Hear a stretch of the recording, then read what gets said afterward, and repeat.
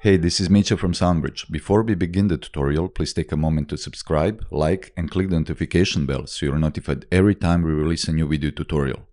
Doing so really helps us out with the YouTube algorithm and we appreciate the support. Let's continue with the video recap of a latest blog tutorial where I will show you how to alter the rhythm of your instruments with using Trance-Gate Effect.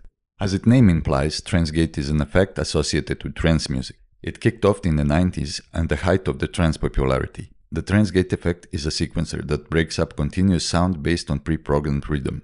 Many producers still use this effect in many modern music genres, and today I will show you how to alter the rhythm of your instruments with the Trance-Gate Effect. As shown in the project, I altered the groove of this pad sequence using the Trance-Gate Effect. After setting up the step sequencer and other parameters in the A1 trigger gate effect, here is how the pad sequence sounds solo and in the context of the full mix.